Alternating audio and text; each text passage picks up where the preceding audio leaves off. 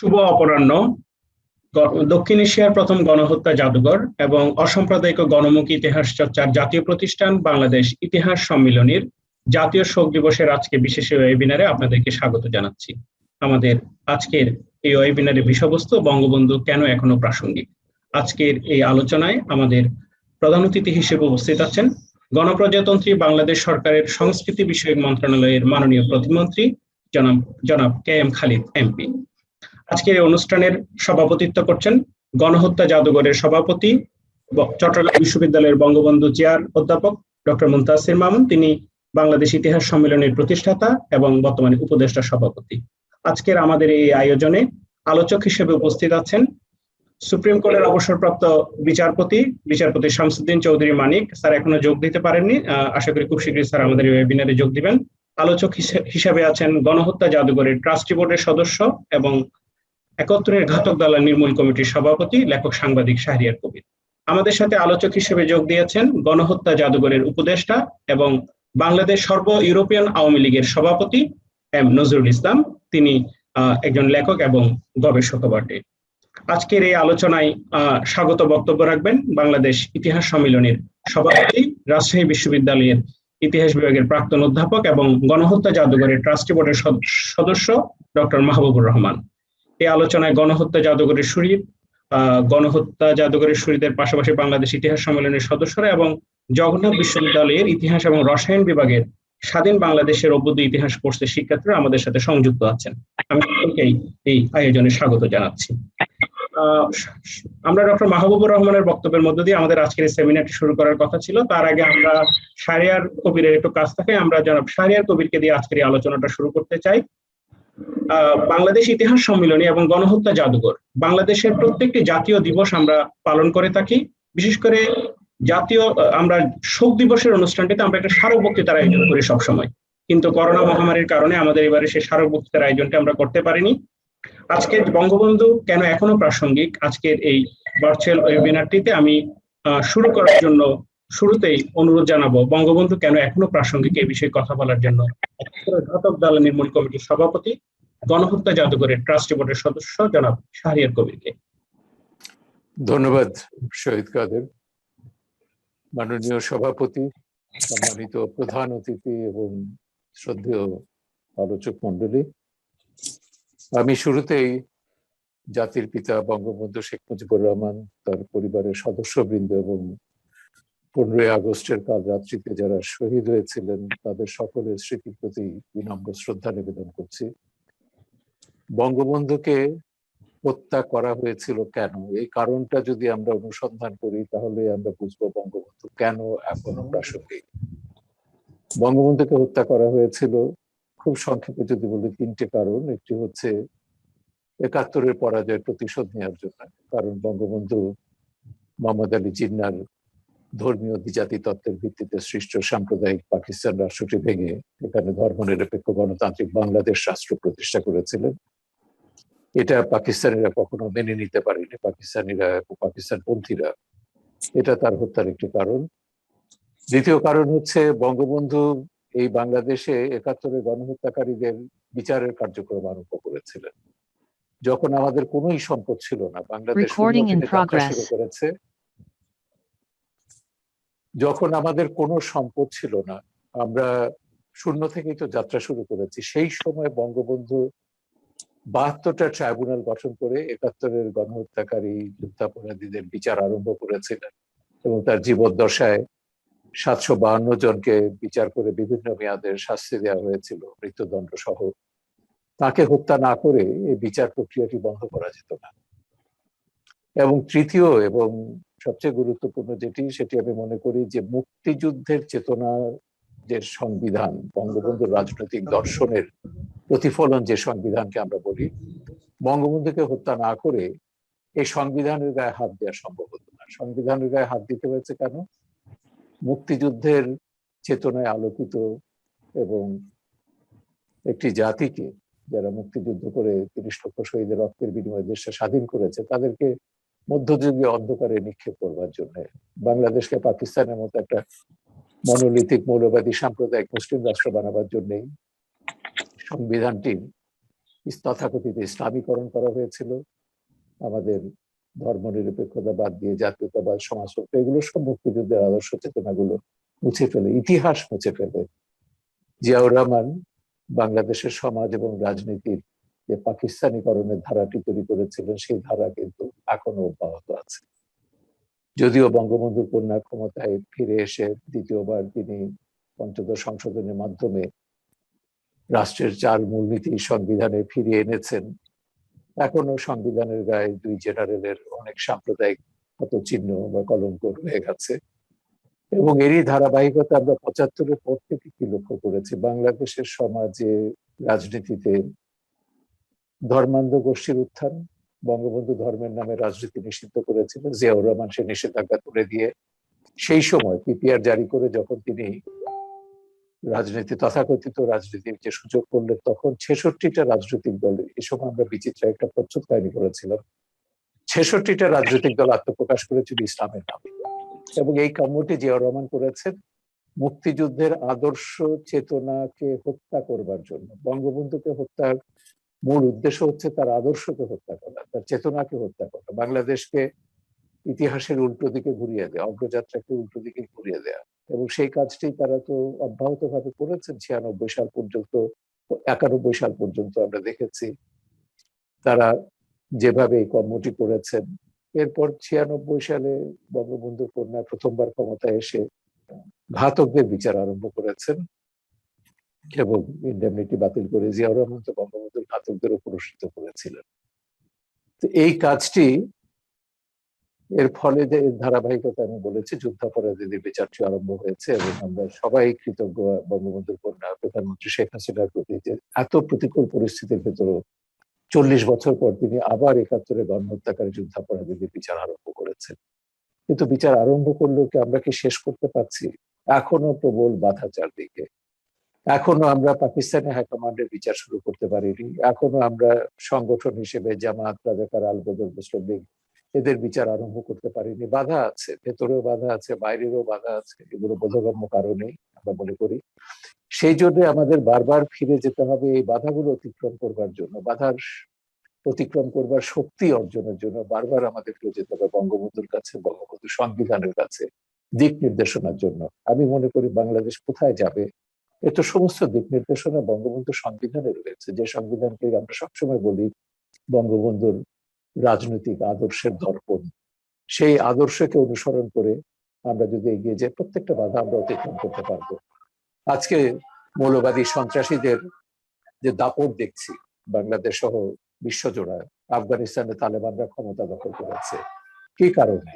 ওইখানে ধর্মের রাজনৈতিক ব্যবহার, ধর্মকে রাজনৈতিক ভাবে ব্যবহার করেই আজকে বিভিন্ন দেশে দক্ষিণ পন্থার উত্থান করছে। এটা যে শুধু ইসলাম ধর্মের ভেতর তা রয়েছে, হিন্দু ধর্মের ভেতর দেখছি, খ্রিস্টান ধর্মের ভেতর, এমনকি সবচেয়ে শান্তি ধর্ম যেটাকে বলে বৌদ্ধ ধর্ম, সেখানেও কিন্তু প্রতিবেশী দেশে বৌদ্ধ ধর্মের নামেই কিন্তু রোহিঙ্গাদের হত্যা করা হচ্ছে। কিন্তু সেইখানে আমরা যদি বঙ্গবন্ধুর এই যে রাজনৈতিক দর্শন, যেটি ধর্ম পবিত্র বিষয়, বঙ্গবন্ধু যেটা পরিষ্কার বলেছে, ধর্মকে ধর্মের জায়গায় থাকতে হবে, ধর্মের পবিত্রতা রক্ষার জন্য ধর্মকে রাজনীতি এবং রাষ্ট্র থেকে পৃথক রাখতে হবে, এইটা যদি বাংলাদেশ এবং অন্য দেশগুলো অনুসরণ করে, আমি মনে করি আজকের পৃথিবী বহু যুদ্ধ, গৃহযুদ্ধ, সন্ত্রাস, সংঘাত থেকে মুক্তি পেতে পারে। আফগানিস্তানে তালেবানদের ক্ষমতা দখলে আমরা অত্যন্ত উদ্বিগ্ন। আমরা দেখেছি প্রথমবার ক্ষমতা এসে তারা কি বর্বরতা করেছে, এবং এর চেয়ে বড় বর্বরতা আমরা 71 সালে দেখেছি। জামাতে ইসলামী এবং পাকিস্তানি হানাদার বাহিনী যে এই যে গণহত্যাটি করলো, এটা তো ধর্মের দোহাই দিয়ে করেছে। ইসলামের নামে তারা 30 লক্ষ মানুষকে হত্যার বৈধতা দিয়েছে। ইসলামের দোহাই দিয়ে তারা আমাদের মা বোনদেরকে গনিমতের মাল বলে পাকিস্তানিদের হাতে এরা তুলে দিয়েছিল। নারী ধর্ষণকে বৈধতা দিয়েছে ইসলামের দোহাই দিয়ে। সেই জন্য আমরা বলি যে বঙ্গবন্ধুর যে এই রাজনৈতিক দূরদর্শিতা এবং তার যে দিক নির্দেশনা 72-এর সংবিধানে যেটা আমরা পেয়েছি, এইটা যদি আমরা আমাদের রাষ্ট্র, প্রশাসন, রাজনীতি, সংস্কৃতি, শিক্ষানীতি সর্বত্র যদি আমরা এটা প্রয়োগ করতে পারি, বঙ্গবন্ধু যে স্বপ্নে সোনার বাংলার স্বপ্ন দেখেছে, 30 লক্ষ মানুষের যে স্বপ্নের যে বাংলাদেশ, শহীদের যে স্বপ্নের বাংলাদেশ, সেই বাংলাদেশ আমরা অবশ্যই প্রতিষ্ঠিত করতে পারবো। হ্যাঁ, বঙ্গবন্ধুর কন্যা প্রধানমন্ত্রী শেখ হাসিনার নেতৃত্বে বাংলাদেশ আর্থসামাজিক উন্নয়নের ক্ষেত্রে বিস্ময়কর সমস্ত সাফল্য অর্জন করেছে এবং আন্তর্জাতিক সম্প্রদায়ের মনোযোগ আকর্ষণ শুধু নয়, যে দৃষ্টান্ত তারা রোল মডেল হচ্ছে বাংলাদেশকে, এটা অবশ্যই দরকার। বঙ্গবন্ধু এরকমই দেখতে চেয়েছিলেন। তার যে মূল যে কথাটি যে তিনি দুঃখী মানুষের মুখে হাসি ফোটাতে চেয়েছিলেন, সেই কাজটি বঙ্গবন্ধুর কন্যা যথাযথভাবে করে যাচ্ছে। কিন্তু আমি মনে করি যে কাজগুলো এখন আমরা করতে পারিনি, বঙ্গবন্ধুর সেই আদর্শের চেতনার আলোকে একটি শিক্ষানীতি প্রণয়ন করা, একটি সংস্কৃতি নীতি প্রণয়ন করা এবং জাতীয় নেত্রীর ক্ষেত্রেও সর্বোচ্চ সেই আদর্শের প্রতিফলন, এটা কঠিন কাজ আমরা জানি। কারণ ৭৫-এর পর থেকে দীর্ঘকালের অধিকাংশ সময় এই স্বাধীনতা বিরোধী বঙ্গবন্ধু হত্যাকারীরা পাকিস্তানপন্থী মৌলবাদী সাম্প্রদায়িক ক্ষমতায় ছিল এবং ক্ষমতায় থাকার কারণেই তারা যেটা প্রশাসনের মাহবুবের টেলিফোনটা বন্ধ করে দিলে হয়, তারা ক্ষমতায় থাকার কারণে যেটা করেছে, আমাদের প্রশাসনের অভ্যন্তরে রন্ধ্রে রন্ধ্রে তারা কিন্তু এখনো ঘাপটি মেরে বসে আছে। এই স্বাধীনতা বিরোধীরা সরকারের অনেক ইতিবাচক উদ্যোগ তারা ব্যর্থ করে দিচ্ছে। তো সেইখানে আমাদেরকে নজর দিতে হবে।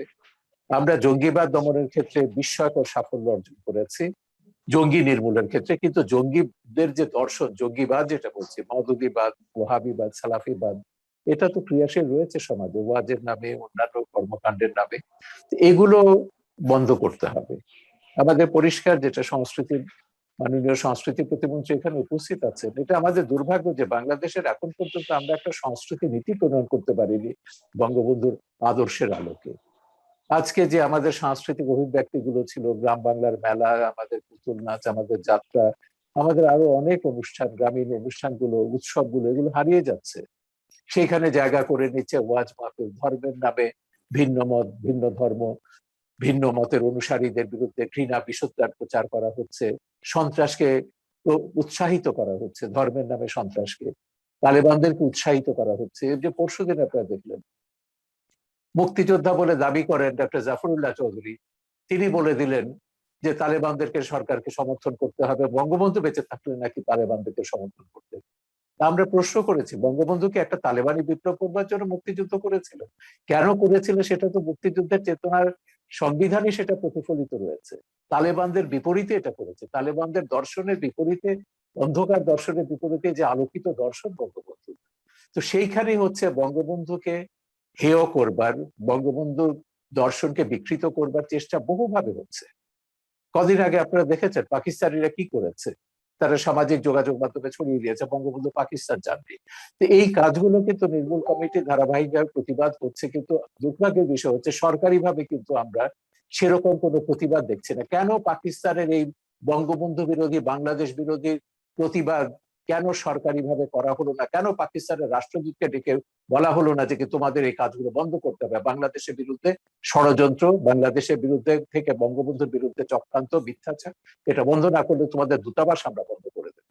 আমরা চাই সেই বলিষ্ঠতা, যে বলিষ্ঠতা নিয়ে বঙ্গবন্ধুর কন্যা যুদ্ধাপরাধীদের বিচার আরম্ভ করেছেন, সেই বলিষ্ঠতা আমরা বিচারের ক্ষেত্রে দেখতে চাই। আমরা আশা করব পাকিস্তানি হাইকমান্ডের বিচার শুরু হবে। এই হাইকমান্ডের বিচার করবার জন্য বঙ্গবন্ধু 1973 সালে আন্তর্জাতিক অপরাধ ট্রাইব্যুনাল আইন গঠন করেছিলেন।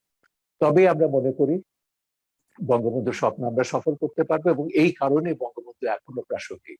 এই আইন শুধু বাংলাদেশের জন্য না, আমরা মনে করি সীমিত সম্পদ দিয়ে কিভাবে বিচার করা যায় আন্তর্জাতিক অপরাধের অপরাধীদের, গণহত্যার মতো অপরাধীদের, বাংলাদেশ দেখিয়েছে, বঙ্গবন্ধু সেই পথ দেখিয়েছেন। আজকে যারা বিচার করতে পারেনি, ভিয়েতনাম থেকে শুরু করে বহু দেশ গণহত্যাকারীদের বিচার করতে পারেনি, তারা মনে করে একটা বিশাল ব্যয়বহুল ব্যাপার, আন্তর্জাতিক ট্রাইব্যুনাল দরকার, হাইব্রিড কোর্ট দরকার, কিচ্ছু দরকার নেই। বঙ্গবন্ধু পথ দেখিয়ে দিয়েছেন, নিজস্ব সম্পদ দিয়ে দেশীয় আইনে আন্তর্জাতিক অপরাধে বিচার করতে পারি। তো সেইটাই হচ্ছে আমাদের লক্ষ্য, যে এই আদর্শটা আমরা সারা পৃথিবীর সামনে তুলে ধরতে পারি, যে বঙ্গবন্ধুর দর্শনকে যদি আমরা যথাযথভাবে সারা পৃথিবীর সামনে তুলে ধরতে পারি এবং বঙ্গবন্ধুর দর্শনের চর্চাটা যদি আমরা অব্যাহত রাখতে পারি। আমি এই বলে আমার বক্তব্য শেষ করছি। আপনাদের সবাইকে অনেক ধন্যবাদ। জয় বাংলা, জয় বঙ্গবন্ধু। আমি অনেক ধন্যবাদ জানাচ্ছি আমাদের ট্রাস্টি বোর্ডের সদস্য, লেখক সাংবাদিক শাহরিয়ার কবিরকে। আমাদের এই অনুষ্ঠানে আজকে আরো দুজন আলোচক আছেন, পাশাপাশি আজকে অনুষ্ঠানটি গণহত্যা জাদুঘরের ট্রাস্টি ও বাংলাদেশ ইতিহাস সম্মেলনের সভাপতি ডক্টর মোহাম্মদ মাহবুবুর রহমানের বক্তব্যের মধ্য দিয়ে আমরা শুরু করার কথা ছিল। আমি ডক্টর মোহাম্মদ মাহবুবুর রহমানকে সূচনা বক্তব্য রাখার জন্য অনুরোধ জানাচ্ছি। ধন্যবাদ ডক্টর চৌধুরী শহীদ কাদের। সম্মানিত সভাপতি, মাননীয় প্রধান অতিথি, শ্রদ্ধাভাজন আলোচকবৃন্দ, অনলাইনে সংযুক্ত গণহত্যা জাদুঘরের শহীদবৃন্দ, বাংলাদেশ ইতিহাস সম্মেলনের সদস্যবৃন্দ, শ্রদ্ধাভাজন ছাত্রছাত্রীবৃন্দ, সকলকে শুভেচ্ছা। আমার স্বাগত বক্তব্যের শুরুতেই আমি বাঙালির হাজার বছরের শ্রেষ্ঠ সন্তান, ইতিহাসের মহানায়ক, আমাদের জাতির পিতা ও স্বাধীন বাংলাদেশ রাষ্ট্রের প্রতিষ্ঠাতা বঙ্গবন্ধু শেখ মুজিবুর রহমান ও 1975 সালের 15ই আগস্ট নিহত সকল শহীদ জাতীয় চার নেতা এবং বাংলাদেশের স্বাধীনতা সংগ্রামের সকল শহীদের আত্মার প্রতি শ্রদ্ধা নিবেদন করছি। আজ আমাদের আলোচ্য বিষয় বঙ্গবন্ধু কেন এখনো প্রাসঙ্গিক। এই প্রশ্নের উত্তর খুঁজে পাওয়া যাবে যদি আমরা বঙ্গবন্ধুর জীবন দর্শন ও তার নীতি আদর্শ পর্যালোচনা করি। বঙ্গবন্ধুর জীবন দর্শন প্রতিফলিত হয়েছে 1972 সালের সংবিধানের মাধ্যমে। বঙ্গবন্ধু সুনির্দিষ্ট লক্ষ্য নিয়ে সারা জীবন আন্দোলন সংগ্রাম করেছেন। তার লক্ষ্য ছিল বাঙালির মুক্তি, রাষ্ট্র প্রতিষ্ঠা করা এবং তার এই লক্ষ্য অর্জন করার জন্য তিনি পাকিস্তান আমলে 23 বছরের মধ্যে 12 বছর জেল কেটেছেন, নির্যাতিত হয়েছেন, কিন্তু তার সেই সুনির্দিষ্ট লক্ষ্য থেকে তিনি কখনোই এক বিন্দু সরেননি। কারণেই সমগ্র বাঙালি জাতি তাকে বিশ্বাস করেছে, তার নেতৃত্বে ঐক্যবদ্ধ হয়েছে এবং সর্বশেষে তার ডাকে রক্তক্ষয়ী মুক্তিযুদ্ধে অংশগ্রহণ করে 30 লক্ষ শহীদের জীবন ও 6 লক্ষ নারীর আত্মত্যাগের বিনিময়ে দেশ স্বাধীন করেছে। রক্তক্ষয়ী যুদ্ধের পর স্বাধীন দেশে অতি দ্রুততার সাথে বঙ্গবন্ধু জাতিকে যে সংবিধান উপহার দেন, তাতে তার নীতি আদর্শ ও জীবন দর্শন বিধৃত হয়েছে 4টি মূলনীতির মাধ্যমে। সেই মূলনীতিগুলো হচ্ছে গণতন্ত্র, সমাজতন্ত্র, ধর্মনিরপেক্ষতা ও জাতীয়তাবাদ। বঙ্গবন্ধু এমন এক সংবিধান জাতিকে উপহার দেন যেখানে দেশের সকল নাগরিকের জন্য আইনের শাসন, মৌলিক মানবাধিকার ও সুবিচার নিশ্চিত হয়। সংবিধানে বঙ্গবন্ধু সকল নাগরিকের রাজনৈতিক, অর্থনৈতিক ও সামাজিক সাম্য নিশ্চিত করার ব্যবস্থা করেন। তিনি সকল নাগরিককে বাঙালি অভিধায় ঘোষিত করেন। সংবিধানের 4 মূলনীতির মধ্যে সবচেয়ে বেশি গুরুত্বপূর্ণ বিষয় ছিল ধর্মনিরপেক্ষতা। ধর্মনিরপেক্ষতা মুক্তিযুদ্ধের চেতনারই অংশ। মুক্তিযুদ্ধে কেবলমাত্র সংখ্যাগরিষ্ঠ মুসলমানই অংশ নেয়নি, সকল ধর্মাবলম্বী মানুষ সমভাবে অংশ নিয়েছিলেন। তাই ধর্মনিরপেক্ষতা বিষয়টিকে গুরুত্ব প্রদান করা স্বাভাবিক ছিল। বঙ্গবন্ধু ব্যক্তিগতভাবে ছিলেন খাঁটি বাঙালি ও অসাম্প্রদায়িক মানুষ, সে কারণেও সংবিধানে ধর্মনিরপেক্ষতা গুরুত্ব পায়। সম্প্রতি আফগানিস্তানে উগ্রপন্থী তালিবান গোষ্ঠী 2য় দফা ক্ষমতা দখল করেছে। ক্ষমতা দখলের মুহূর্ত থেকে তারা সে দেশের কবি, সাহিত্যিক, ইতিহাসবিদ, সংস্কৃতি কর্মী ও শিল্পীকে হত্যা করা শুরু করেছে। গত 4 আগস্ট তারা হত্যা করেছে বিশিষ্ট কবি ও ইতিহাসবিদ আব্দুল্লাহ আতিফিকে। তালিবানরা আরো হত্যা করেছে ফজল মোহাম্মদ নামক এক কৌতুক অভিনেতাকে। আফগানিস্তানের সাংস্কৃতিক ঐতিহ্য এবং এমনকি কাবুল জাদুঘর আজ হুমকির সম্মুখীন। ইতিমধ্যে গণমাধ্যমে প্রকাশিত রিপোর্ট অনুযায়ী তালিবান সরকারকে পাকিস্তান, ইরান, চীন ও রাশিয়ার স্বীকৃতি প্রদান এবং বর্তমান বৈশ্বিক কূটনীতির প্রেক্ষাপটে বলা যায় বঙ্গবন্ধুর জীবন ও কর্মের অনেক উপাদানই এখন খুবই প্রাসঙ্গিক। যেমন 1972 সালে বঙ্গবন্ধু ঘোষিত ধর্মনিরপেক্ষতার আদর্শ আজ সবচেয়ে বেশি প্রাসঙ্গিক। 1972 সালের 4 নভেম্বর বঙ্গবন্ধু সংবিধান বিলের উপর প্রদত্ত ভাষণে তার ধর্মনিরপেক্ষতা নীতি বিশদ ব্যাখ্যা করেছিলেন। তিনি সুস্পষ্ট করে বলেছিলেন, ধর্মনিরপেক্ষতা মানে ধর্মহীনতা নয়। তিনি বলেছিলেন, কেউ কারো ধর্মে হস্তক্ষেপ করতে পারবে না। তিনি সুস্পষ্ট করে বলেছিলেন, রাজনৈতিক উদ্দেশ্য হাসিলের জন্য ধর্মকে বাংলার বুকে ব্যবহার করতে দেওয়া যাবে না। বাস্তবে কি, তিনি রাজনীতিতে ধর্মের ব্যবহার নিষিদ্ধ করেছিলেন এবং দেশে ধর্মভিত্তিক রাজনৈতিক দল নিষিদ্ধ করেছিলেন। অসাম্প্রদায়িকতার প্রতি তার অন্ধ আনুগত্যের আদর্শের কারণেই তা সম্ভব হয়েছিল। তার সাহসও ছিল, তিনি রাজনীতির হিসাব নিকাশ করেননি। রাজনীতিতে ধর্ম প্রবেশ করলে জঙ্গিবাদের উত্থান ঘটে, সেও ধারণা আমাদের দেশে আছে। আজ বিশ্বের ক্ষমতাধর রাষ্ট্রগুলি যদি জঙ্গিবাদের উত্থানে সহায়তা না করত, বঙ্গবন্ধুর মতো তারা যদি রাজনীতিতে ধর্মের ব্যবহার নিষিদ্ধ করত এবং প্রশ্রয় না দিত, তাহলে তালেবানের উত্থান ঘটতো না, বিশ্বের জঙ্গিবাদ প্রাধান্য পেত না। বাংলাদেশের মুসলমানগণ আল্লাহ ভীরু, ধর্মপ্রাণ, কিন্তু ধর্মান্ধ নয়। বঙ্গবন্ধু 1949 সালে আওয়ামী মুসলিম লীগ প্রতিষ্ঠার পর মাত্র 6 বছরের মধ্যে সংখ্যাগরিষ্ঠ বাঙালির মন থেকে পাকিস্তানের প্রতি তাদের গভীর মোহ ত্যাগ করার এক দুরূহ কাজটি সফলতার সাথে সম্পন্ন করে তিনি 1950 সালে আওয়ামী লীগকে ধর্মনিরপেক্ষ অসাম্প্রদায়িক দলে পরিণত করতে সক্ষম হয়েছিলেন। আজ তেমনি বঙ্গবন্ধুর আদর্শ মনে প্রাণে গ্রহণ করে ধর্মনিরপেক্ষতা নীতি কার্যকর করা সম্ভব এবং তা বাস্তবায়ন করা দরকার। বঙ্গবন্ধুর স্বপ্ন এখনো প্রাসঙ্গিক, কারণ তার স্বপ্নের বাংলাদেশকে এখনো একটি অসাম্প্রদায়িক, গণতান্ত্রিক ও শোষণমুক্ত রাষ্ট্রে পরিণত করা সম্ভব হয়নি। বঙ্গবন্ধু ঘুষ, দুর্নীতি, অর্থনৈতিক লুটপাটের তীব্র সমালোচনা করতেন। বঙ্গবন্ধু সমতাভিত্তিক সমাজ ও শোষণমুক্ত সমাজ প্রতিষ্ঠা করা, এটা ছিল তার জীবনের বড় স্বপ্ন। তার স্বপ্ন বাস্তবায়ন করে সোনার বাংলা গঠন করার জন্য বঙ্গবন্ধু এখনো প্রাসঙ্গিক। বঙ্গবন্ধুর আদর্শ অনুসরণ করে সকল প্রকার অন্যায় ও দুর্নীতিকে রুখতেই হবে, এরকম একটা শপথ গ্রহণ করা এখন আমাদের সকলের জন্য প্রাসঙ্গিক। বঙ্গবন্ধু শিল্প, সাহিত্য, সংস্কৃতির চর্চাকে গুরুত্ব দিয়েছেন। জঙ্গিবাদ মোকাবেলা করার জন্য সাংস্কৃতিক জাগরণ আবশ্যক। সেজন্য সংস্কৃতির ক্ষেত্রে রাষ্ট্রীয় পৃষ্ঠপোষকতা প্রয়োজন, যা বঙ্গবন্ধু দিয়েছিলেন। সে কারণে সংস্কৃতির জাগরণের জন্য বঙ্গবন্ধু আজ প্রাসঙ্গিক। সবশেষে বলি, বঙ্গবন্ধুর মতো দেশপ্রেমিক হওয়ার জন্য কিংবা দেশের মানুষের জন্য তার অন্তরে যেরকম গভীর মমত্ববোধ ছিল, তা অনুসরণ করার জন্য বঙ্গবন্ধু আমাদের জীবনের নিত্য প্রাসঙ্গিক। সম্মানিত সুধীমণ্ডলী, পরিশেষে বঙ্গবন্ধুর জন্মশতবার্ষিকী ও স্বাধীনতার সুবর্ণ জয়ন্তীতে বঙ্গবন্ধুর জন্য অপরিসীম শ্রদ্ধা নিবেদন করে আমার বক্তব্য এখানেই শেষ করছি। জয় বাংলা, জয় বঙ্গবন্ধু, বাংলাদেশ চিরজীবী হোক।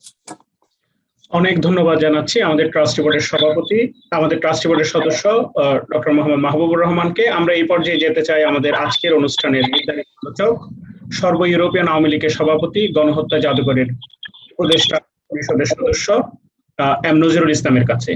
অস্ট্রিয়ার ভিয়েনা থেকে এম নজরুল ইসলাম আমাদের সাথে সংযুক্ত হচ্ছেন। ধন্যবাদ শহীদ ভাই।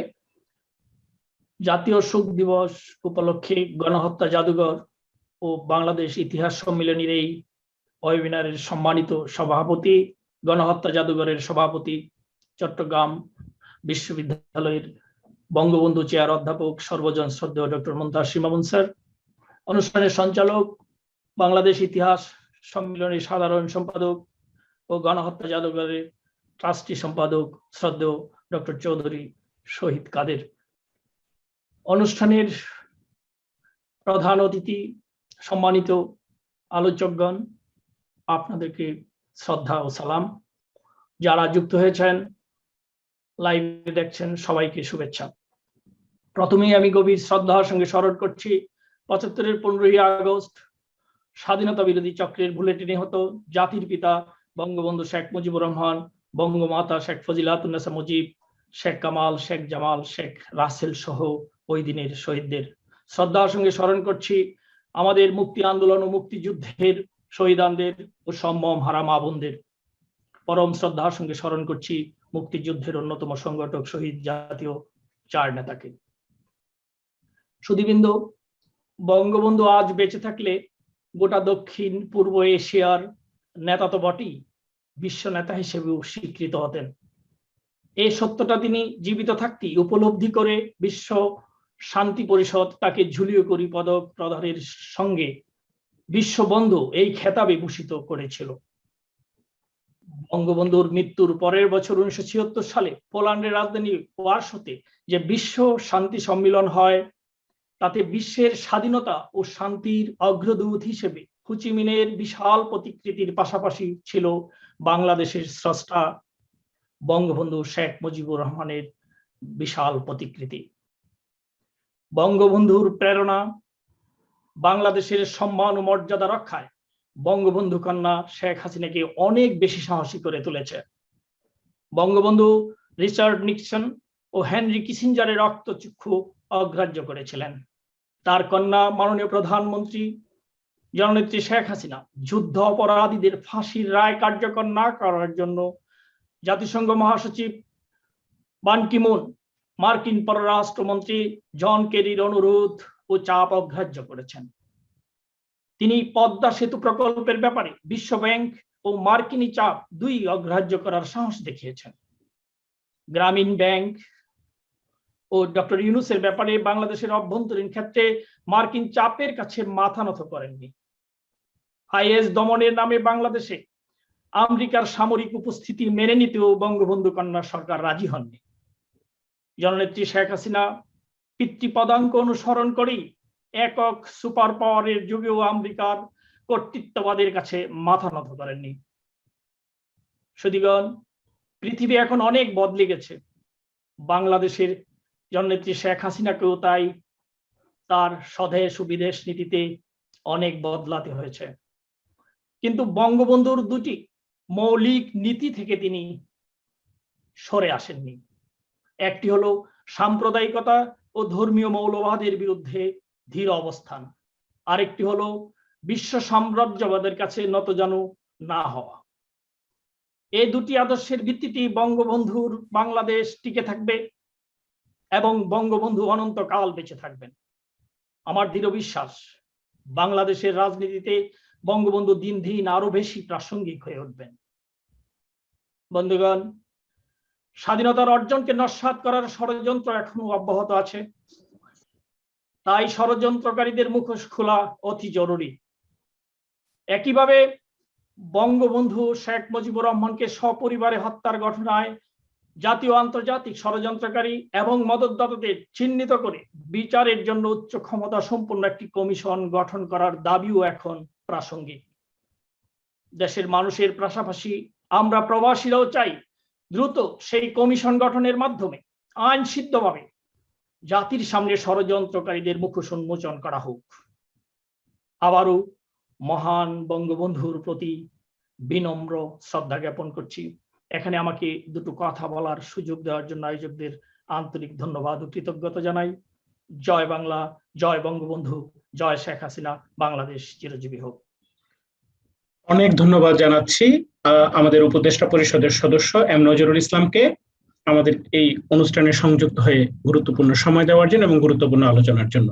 আমরা এই পর্যায়ে যাব আজকে আমাদের অনুষ্ঠানের নির্ধারিত আলোচকদের মধ্যে সর্বশেষ আলোচক, সুপ্রিম কোর্টের অবসরপ্রাপ্ত বিচারপতি, গণহত্যা জাদুঘরের ট্রাস্টি বোর্ডের উপদেষ্টা পরিষদের সদস্য এবং সাম্প্রদায়িকতা ও মৌলবাদ বিরোধী দক্ষিণ এশীয় গণসম্মেলনের সভাপতি জাস্টিস শামসুদ্দিন চৌধুরী মানিকের কাছে।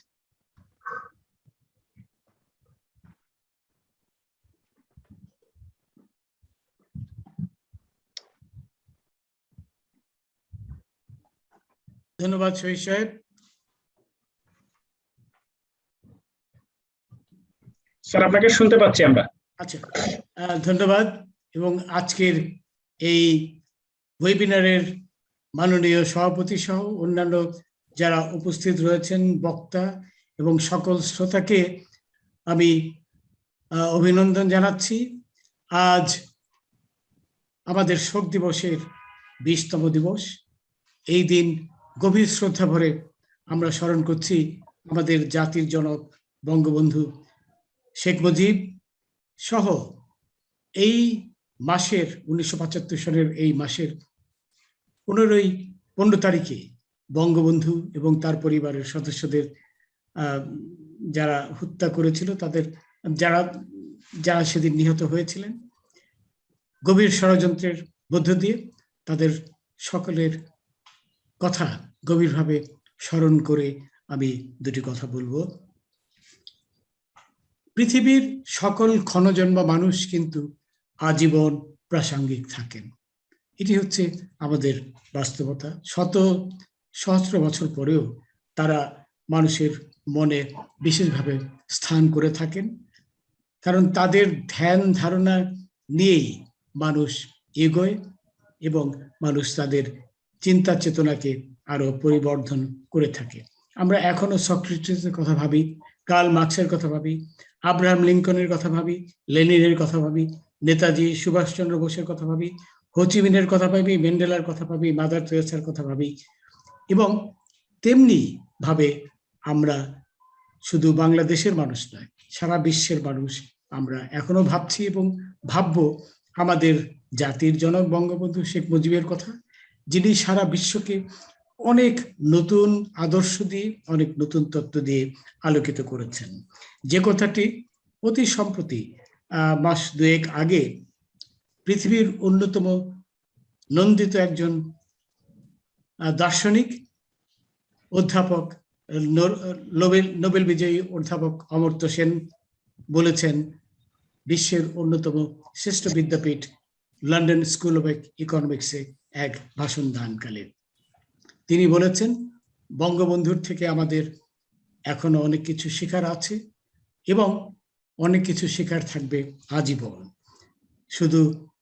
উনি শুধু ভারতের কথা বলেননি, বাংলাদেশের কথা বলেননি, উনি বলেছেন সমস্ত মানব জাতির কথা। কারণ বঙ্গবন্ধু যে দর্শন দিয়ে গেছেন, সে দর্শন আমাদের অনুসরণ করতে হবে বিশ্বের শান্তির জন্য, বিশ্বকে একটি শান্তিপূর্ণ স্থান হিসেবে প্রতিষ্ঠিত করার জন্য। বঙ্গবন্ধু এখন আরো বেশি প্রাসঙ্গিক হয়ে পড়েছেন, কারণ তিনি যেসব বিষয়ের বিরুদ্ধে আজীবন সংগ্রাম করেছেন তা আবার নতুন করে কিন্তু মাথাচাড়া দিচ্ছে।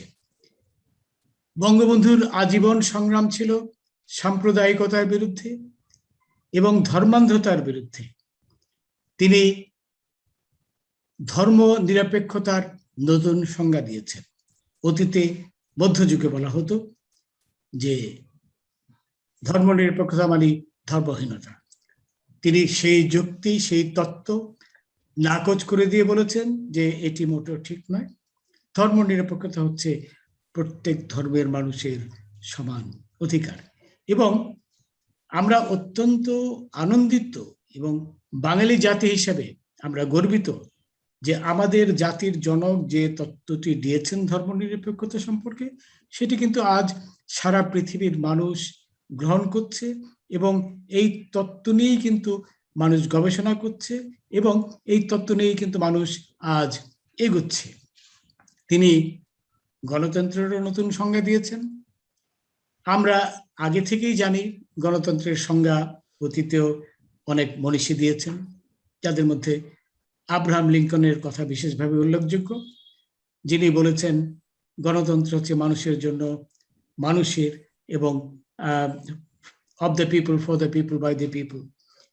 কিন্তু বঙ্গবন্ধু সেটি সাথে পুরোপুরি একমত না হয়ে যে কথাটি বলেছেন যে গণতন্ত্র হচ্ছে নির্যাতিত, নিপীড়িত মানুষের যে অধিকার, তাদের প্রতিষ্ঠিত সরকার, তাদের জন্য যে সরকার, সেই সরকার, এবং সেটি হচ্ছে গণতন্ত্র।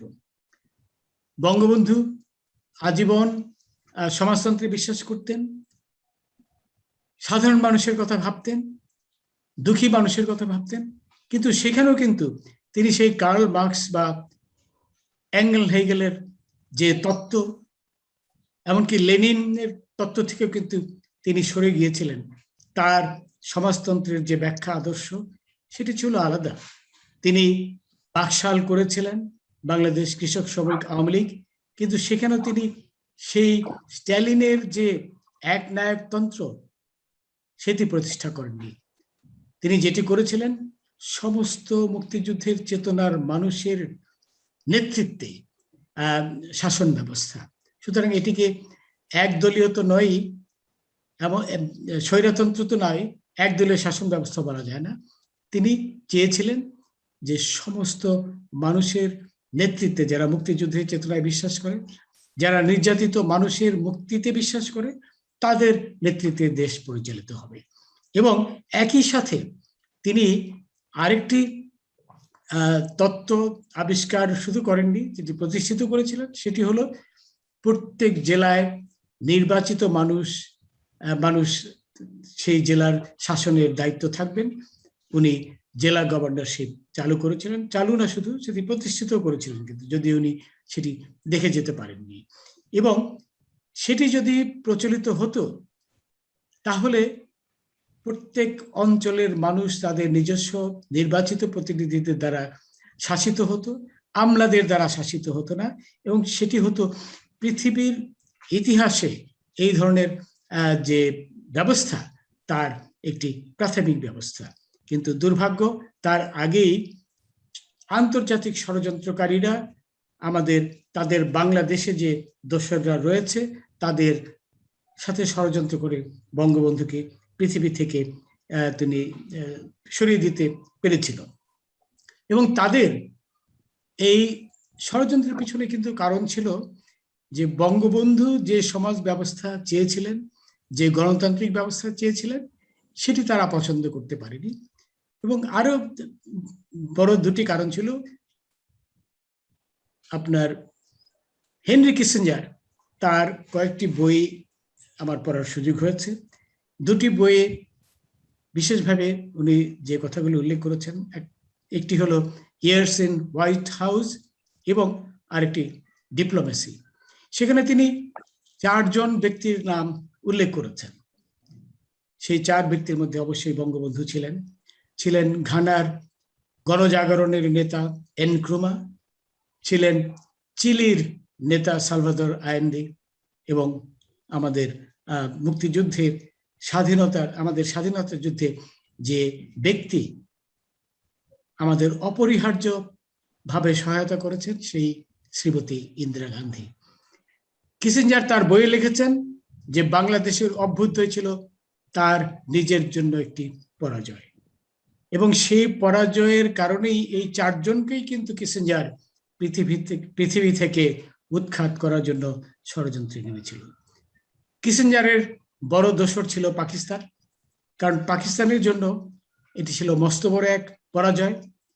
এখানে মামুন ভাই আছেন, মামুন ভাই জানেন যে পরাজয়ের গ্লানি সহ্য করা খুব সহজ হয়ে ওঠে না।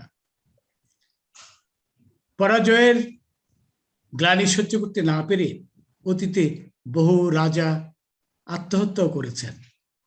আনন্দপালের কথা বলি, পরাজয়ের গ্লানি সহ্য করতে না পেরে আনন্দপাল তার ছেলের কাছে রাজ্য দিয়ে আত্মহত্যা করেছিল। তো পাকিস্তানের ব্যাপারও তাই।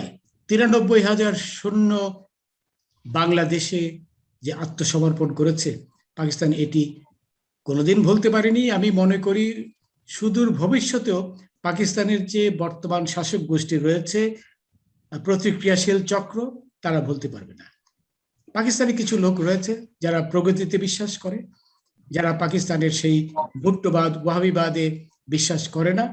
তারা অবশ্য ভিন্ন, কিন্তু তাদের সংখ্যা খুবই কম। আরেকটি দেশ চীন, যার কথা উল্লেখ না করলেই নয়। চীন আমাদের মুক্তিযুদ্ধের সবসময় বিরোধী ছিল। আমি মনে করি চীন এখনো উপরে মিষ্টি মিষ্টি কথা বললেও মুক্তিযুদ্ধের চেতনার পক্ষের যে শক্তি, সেই শক্তিকে এখনো তারা মেনে নিতে পারছে না, এবং সুদূর ভবিষ্যতে পারবে বলেও আমি মনে করছি না। সুতরাং তাদের দৃঢ় প্রত্যয় ছিল এই মহান ব্যক্তি, এই যে ক্ষণজন্মা একজন মহাপুরুষ, তাকে পৃথিবী থেকে বিদায় করা, কারণ তার নীতিগুলো তারা মেনে নিতে পারেনি। বঙ্গবন্ধু নিজে ধার্মিক ছিলেন, কিন্তু ধর্মান্ধ তিনি ছিলেন না, এবং তিনি পরিষ্কার ভাষায় বলেছেন, আমরা যদি তার 4 নভেম্বর 1972 সনের সেই বিখ্যাত মাইল ফলক বক্তব্যটি দেখি, যেটি তিনি গণপরিষদে সংবিধান উপস্থাপনের দিন যে ভাষণটি তিনি দিয়েছিলেন, তাহলে আমরা দেখতে পাবো উনি পরিষ্কার ভাষায় বলেছেন যে ধর্মের ভিত্তিতে কোনো রাজনীতি থাকতে পারে না, এবং এটি বাংলাদেশে করতে দেওয়া হবে না।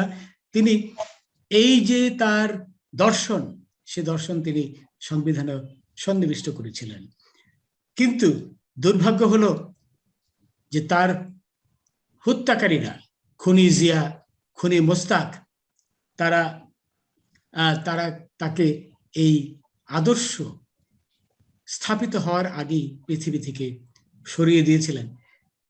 বঙ্গবন্ধুকে হত্যা করার পিছনে একজন ব্যক্তিকে হত্যার উদ্দেশ্য ছিল না, উদ্দেশ্য ছিল তার যে মতবাদ, তার যে দর্শন, সেই দর্শনকে, মুক্তিযুদ্ধের চেতনাকে সরিয়ে দেওয়া। তারা আংশিকভাবে সফল হয়েছিল। 25টি বছর এই পাকিস্তানি প্রেমীরা দেশ শাসন করেছে, কিন্তু তা চিরস্থায়ী হয়নি। 25 বছর পরে মুক্তিযুদ্ধের চেতনার পক্ষের লোক, বঙ্গবন্ধুর আদর্শের ধারকরা আবার ক্ষমতায় এসেছেন, এবং ক্ষমতায় আসার ফলে বঙ্গবন্ধুর যে আদর্শ, বঙ্গবন্ধুর যে প্রাসঙ্গিকতা, সেটি কিন্তু আরো অনেক গুণে বেড়ে গেছে। আজ আমরা শুধু বাংলাদেশেই নয়, পৃথিবীর অন্যান্য জায়গায় দেখতে পাচ্ছি যে বঙ্গবন্ধু যে আদর্শের জন্য আজীবন সংগ্রাম করেছিলেন তা আবার নতুন করে আস্ফালন দিচ্ছে। এই মাত্র কয়েকদিন আগে আফগানিস্তানে আমরা দেখতে পেলাম তালেবানিরা আবার ক্ষমতায় এসেছে। এই তালেবানিদের ক্ষমতায় আসা বাংলাদেশ সহ এই অঞ্চলের সব দেশের জন্য কিন্তু অশনি সংকেত। আমরা ভীত যে তালেবানিরা যদি তাদের সেই অগ্রাসন বাড়াতে চেষ্টা করে, তাহলে তারা হয়তো বাংলাদেশেও তাদের চর পাঠিয়ে সেটি প্রতিষ্ঠা করার চেষ্টা করবে। আমরা অতীতের ইতিহাস দেখতে পাই যে বাংলাদেশের ধর্মান্ধ ধর্ম ব্যবসায়ীরা, বিশেষ করে হেফাজত, জামাত, এমনকি বিএনপিও কিন্তু আসলে একটি ধর্মান্ধদের দল, তাদের সমর্থকরা পাকিস্তান এবং আফগানিস্তানে গিয়েছিল প্রশিক্ষণ নেওয়ার জন্য, অস্ত্র নেওয়ার জন্য। পাকিস্তান, আফগানিস্তান থেকে তারা প্রশিক্ষণ এবং অস্ত্র নিয়ে বাংলাদেশে ফিরে তারা প্রতিষ্ঠা করেছিল বাংলা ভাইয়ের নেতৃত্বে একটি তালেবানি গোষ্ঠী, যারা প্রকাশ্যেই বলতো আমরা সবাই তালেবান, বাংলা হবে আফগানিস্তান। তো এখন আমাদের সেই ভয় কিন্তু আবার নতুন করে যাচ্ছে, এবং আমরা দেখতে পাচ্ছি যে কথা শাহরিয়ার ভাই অলরেডি বললেন, যে জাফরুল্লাহ চৌধুরীর মতো যিনি একজন মুক্তিযোদ্ধা ছিলেন, তিনিও বলছেন যে তালেবানদের স্বীকৃতি দেওয়া হোক। কি লজ্জার কথা, কি ঘৃণার কথা, যেখানে আমরা বলবো যে আমরা তালেবানকে পরাস্ত করার জন্য আমাদের সমস্ত প্রচেষ্টা চালিয়ে যাব, সেখানে সেই জাফরুল্লাহ চৌধুরী সাহেব সহ আরো অন্যান্য কয়েকজন মানুষ, আমি বিএনপির যারা বলছে তাদের ব্যাপারে আমার কোনো চৌধুরী দুঃখিত, সময় শেষ হয়েছে। যাই হোক, এখন এইসব কারণে বঙ্গবন্ধু কিন্তু আরো বেশি প্রাসঙ্গিক হয়ে এসছেন। কারণ বঙ্গবন্ধুর আদর্শ যদি আমরা উন্নত না রাখতে পারি, আমি শেষ করে আগে দুটো কথা বলি। বঙ্গবন্ধু তার পরিচয়ের ব্যাপারে দুটো কথা বলতেন। এক, আমি একজন মানুষ হিসেবে আমি সারা পৃথিবীর সমস্ত মানুষের কথা ভাবি, এবং তার দর্শনটাই কিন্তু ছিল তাই, মানব জাতির সেবা। সেই মধ্যযুগে মহাকবি চণ্ডীদাস যে কথা বলেছিলেন, সবার উপরে মানুষত্ব, তাহার উপরে নাই। এবং এরপরে আমাদের বিদ্রোহী কবি কাজী নজরুল ইসলামও বলেছিলেন যে মানুষের চেয়ে বড় কেউ নাই, নয় কিছু মহিয়ান। তো এই যে নীতি, এই যে আদর্শ, সেই আদর্শকে বিশ্বব্যাপী প্রচারিত করার জন্য বঙ্গবন্ধু আজও প্রাসঙ্গিক রয়েছেন। 1000 বছর পরেও তিনি প্রাসঙ্গিক থাকবেন। আমি এই বলেই শেষ করছি। জয় বাংলা, জয় বঙ্গবন্ধু। অনেক ধন্যবাদ জানাচ্ছি বিচারপতি শামসুদ্দিন চৌধুরী মানিককে। বঙ্গবন্ধু কেন এখনো প্রাসঙ্গিক, এই একই বিষয়ে আমাদের আরেকটি ওয়েবিনার অনুষ্ঠিত হবে আগামী 23 তারিখ রাত 8টায় গণহত্যা জাদুঘরের ফেসবুক পেজে, সেটি সরাসরি সম্প্রচারিত হবে। বাংলাদেশ ইতিহাস সম্মেলনের যুগ্ম সাধারণ সম্পাদক তপন পালিতের সঞ্চালনায় সেই অনুষ্ঠানে এই বিষয়ে আলোচনা করবেন জগন্নাথ বিশ্ববিদ্যালয়ের ইতিহাস বিভাগের সহযোগী অধ্যাপক মুর্শিদা বিনতে রহমান। সে আলোচনায় থাকবেন চট্টগ্রাম বিশ্ববিদ্যালয়ের ইতিহাস বিভাগের সহকারী অধ্যাপক নাজিফা রশিদ, বঙ্গবন্ধু বিজ্ঞান ও প্রযুক্তি বিশ্ববিদ্যালয়ের সহকারী অধ্যাপক সানজিদা পারভিন এবং খুলনা বিশ্ববিদ্যালয়ের ইতিহাস বিভাগের প্রভাষক আবুল বাশার নাহিদ। আমরা আজকের এই অনুষ্ঠানে আলোচকদের বক্তৃতা শুনেছি। এখন আজকের এই অনুষ্ঠানের প্রধান অতিথির কাছে আমরা যেতে চাই। আজকের এই অনুষ্ঠানের প্রধান অতিথি গণপ্রজাতন্ত্রী বাংলাদেশ সরকারের সংস্কৃতি বিষয়ক মন্ত্রণালয়ের মাননীয় প্রতিমন্ত্রী জনাব কে এম খালিদ এমপি মহোদয়কে অনুরোধ জানাচ্ছি আজকের প্রধান অতিথির বক্তব্য রাখার জন্য। অনেক অনেক ধন্যবাদ এবং কৃতজ্ঞতা সবার প্রতি। আজকের এই আয়োজন 1971 গণহত্যা নির্যাতন আর্কাইভ ও জাদুঘর ট্রাস্টের উদ্যোগে স্বাধীনতার মহান স্থপতি জাতির পিতা বঙ্গবন্ধুর 46তম শাহাদত বার্ষিকীতে এই আয়োজনের সম্মানিত সভাপতি। সাউন্ডটা বাড়াতে হবে, শোনা যাচ্ছে না, একটু সাউন্ডটা একটু বাড়াবেন কাইন্ডলি।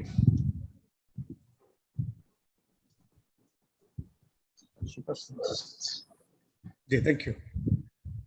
আজকের আলোচনায় সম্মানিত সভাপতি শোনা যাচ্ছে এবং জি স্যার, শোনা যাচ্ছে স্যার। আমার মনে হয় একটা কাগজ কোথায় ছিল, যাই হোক, সম্মানিত সভাপতি বীর মুক্তিযোদ্ধা বঙ্গবন্ধু চেয়ার ডক্টর মুনতাসির মামুন, আমাদের সাথে সম্পৃক্ত রয়েছেন আজকে আলোচনা সভার যারা অসাধারণ আলোচনা করেছেন, বিচারপতি শামসুল চৌধুরী মানিক, জনাব শাহরিয়ার কবির, ডক্টর বাহুল রহমান, আমাদের অল প্রিয় কাউন্সিলের সভাপতি নজরুল ইসলাম সহ যারা আছেন এবং যারা সঞ্চয় করেছেন তাদের প্রতি অনেক কৃতজ্ঞ। আগস্ট মাস আসলে এমনিতেই আমরা শোকাহত এবং বিপর্যস্ত থাকি। তার মাঝে এই জাতির পিতার নির্মম নিষ্ঠুর হত্যাকাণ্ডের এই মাসে বৈশ্বিক মহামারীতে আমরা আজ বিপর্যস্ত। 1975 সনের 15 আগস্ট নির্মম নিষ্ঠুর হত্যাকাণ্ডের শিকার হয়েছে বঙ্গবন্ধু, তার পরিবারের সদস্য বঙ্গমাতা ফজিলাতুন্নেছা মুজিব সহ 17 জন সদস্য। আমি তাদের প্রতি শ্রদ্ধা জানাই, সকল শহীদের প্রতি শ্রদ্ধা জানাই। এই আগস্ট মাসেই 21 আগস্ট জাতির পিতার সুযোগ্য কন্যা জননেত্রী শেখ হাসিনাকে হত্যা করার জন্য নির্যাতিত হামলা চালানো হয়েছিল। আইবির রক্ষণ 24 জন সেদিন শহীদ হয়েছেন, তাদের প্রতি শ্রদ্ধা জানাই। এই আগস্ট মাসেই জাতির পিতার জ্যেষ্ঠ পুত্র বীর মুক্তিযোদ্ধা শেখ কামালের জন্ম হয়েছিল। এই আগস্ট মাসেই জন্ম হয়েছিল বঙ্গবন্ধু।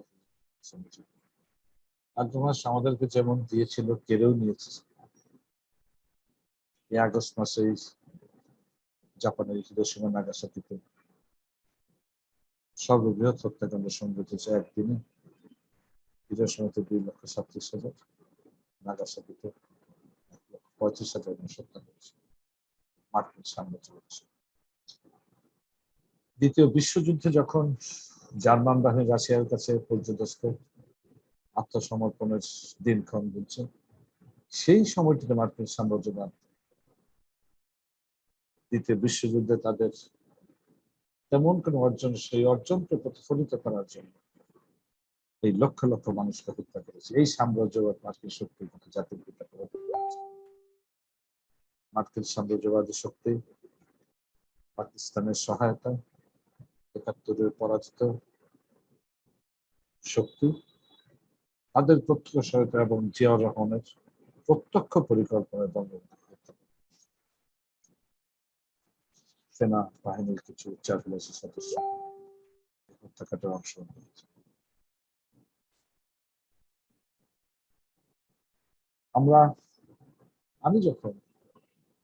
আমি দুটি ঘটনার সাক্ষী একটু বলি, সেটি আজকে কেন বঙ্গবন্ধু প্রাসঙ্গিক, কেন এখানে প্রশ্ন হচ্ছে জাতির সব ক্ষেত্রে। আমরা যখন আমাকে নেতৃত্ব দেওয়ার পর আমরা যখন কোনো আইন প্রণয়ন করতে গিয়ে দেখি কোনো আইন আমাকে নতুন করে প্রণয়ন করতে হচ্ছে না, সকল আইন বঙ্গবন্ধুর সময় প্রণয়ন করেছে। আমরা সেই আইনগুলোর পরিবর্তন কোনো বিষয় কোনো নতুন আইন আমাদেরকে প্রণয়ন করতে হবে। সেখানে বঙ্গবন্ধুর পাশে, সেজন্য সেখানে বঙ্গবন্ধুর পাশে কৃষক যদি তার ফসলের ন্যায্য দাম না পায় তাহলে সে উৎপাদন করবে। কৃষক বাঁচলে বাংলাদেশ বাঁচবে, দেশের মানুষ খেয়ে বাঁচবে, প্রভূত উন্নতি সাধন করেছে। যখন 5 কোটি মানুষ ছিল তখনও দুর্ভিক্ষ ছিল, যখন 7 কোটি মানুষ ছিল তখনও মঙ্গা ছিল।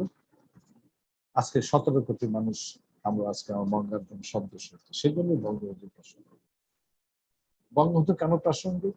এই কারণে প্রাসঙ্গিক, বঙ্গবন্ধু নিজে বলেছেন যে সাংস্কৃতিক বিজয় যে অর্জিত না হয় তাহলে একটি রাষ্ট্রের অর্থনীতি এবং সামাজিক মুক্তি হতে পারে। আজকে সংস্কৃতির যে ধারা প্রতিফলিত জাতির জনকের সুযোগ হাত দিয়ে সাংস্কৃতিক, সেই জন্য বঙ্গবন্ধু প্রাসঙ্গিক। আজকে কেন বঙ্গবন্ধু প্রাসঙ্গিক? জাতীয়তাবাদ, ধর্মনিরপেক্ষতা, সমাজতন্ত্র, গণতন্ত্র 4 মূল্যগুলির প্রদর্শন স্বাধীন করেছিল। আজকে আমরা দেখি বাংলাদেশে জাতীয়বাদের কথা বলে। বাঙালি জাতীয়তাবাদের জন্য বঙ্গবন্ধু লড়াই করেছেন, জাতীয়তা প্রতিষ্ঠা করেছে। সেজন্যই বঙ্গবন্ধু আজকে সারা বিশ্বে বাঙালি জাতির প্রতীক হয়ে আছেন বঙ্গবন্ধু। সেজন্য আজকে বাংলা ভাষা লড়াইয়ের জন্য, ভাষা আন্দোলন করার জন্য বঙ্গবন্ধু প্রথম গ্রেফতার হয়েছেন বিভক্ত পাকিস্তান, ভারত বিভক্ত। সেদিন 48 সনের 11 মার্চ তিনি এই ভাষার জন্য মিছিল করেছেন, প্রথম গ্রেফতার হন পাকিস্তান। 72, 52, 54, 56, 58, 62, 69, 70 নির্বাচন, 71 মুক্তিযুদ্ধ এবং স্বাধীনতা। কোন জায়গাতে বঙ্গবন্ধু? আমরা 7 মার্চের ভাষণকে যদি দেখি যে বঙ্গবন্ধু সেই ভাষণের শুরু এবং শেষে নির্দেশনা আছে। শুরুতে আছে তার মানুষের হৃদয়কে স্পর্শ করার যে তার ক্যারিসমেটিক ক্ষমতা, সেইটাকে কিন্তু কাজে লাগিয়েছে। সমস্ত বাঙালি মানুষকে, শতভাগ বাঙালিকে তিনি স্বাধীনতার মন্ত্রে উদ্বুদ্ধ করে আসক্তিতে আচ্ছন্ন করেছেন। আমাদের লাগবে তার ভাষণের শুরু ছিল, আজ বড় দুঃখ ভরা করতে মন আপনাদের সামনে। তখন ঢাকা, চট্টগ্রাম, রাজশাহী, জয়দেবপুরে মানুষকে হত্যা করা হচ্ছিল, রক্তের হোলি খেলা হচ্ছিল। সেই রক্ত তখন রাজপথের রক্ত শুনে তখন বঙ্গবন্ধু 7 মার্চের ভাষণ দেওয়ার তিনি বললেন, ভাইরা আজ দুঃখ ভরা করতে শেষে কি বললো, এবারের সংগ্রাম আমাদের মুক্তির সঙ্গে, এবারের সংগ্রাম স্বাধীনতার সঙ্গে। সেজন্যই বঙ্গবন্ধু এখনো প্রাসঙ্গিক। আমি আমার ব্যক্তিগত 2টি অভিজ্ঞতার কথা বলে শেষ করবো। আমি জানি যে রাজমোহন শাসির স্যার আছেন, আপনারা যারা আছেন অসাধারণ বিক্রেন। আমি 2টি ঘটনার কথা বলি। 1975 সনের 4 নভেম্বর, 75 সনের 15 আগস্ট বঙ্গবন্ধুকে হত্যা করা হলো। 4 নভেম্বর ঢাকা বিশ্ববিদ্যালয় থেকে ছাত্রলীগের নেতৃত্বে ডাকসু ছাত্র সংগ্রাম পরিষদ প্রতিবাদ মিছিল বের করার সিদ্ধান্ত। আমি ময়মনসিংহে গিয়ে, তখন যোগাযোগ অবস্থা খুবই খারাপ ছিল, গিয়ে সেই প্রতিবাদ মিছিল অংশগ্রহণ করেছে। ঢাকা বিশ্ববিদ্যালয় থেকে মিছিল শুরু হয়ে নীলক্ষেত, সায়েন্স ল্যাবরেটরি, কলাবাগান হয়ে 25 নম্বর। কলাবাগান থেকে বঙ্গবন্ধুর বাড়ি স্পষ্ট দেখা গেল। আজকের মতো এত দালান কোঠা গাছপালা ছিল।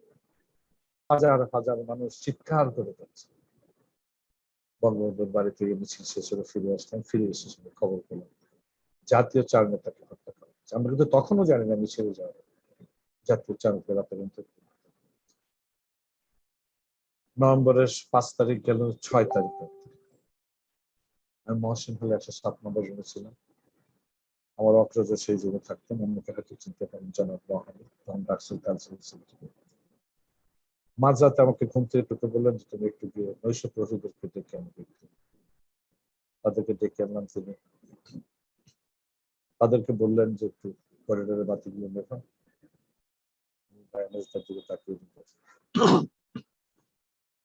আমার হাতে কিছু টাকা গুঁজে দিয়ে বললো যে তুমি এই রুমে থেকে না, রুম ছেড়ে চলে যাও।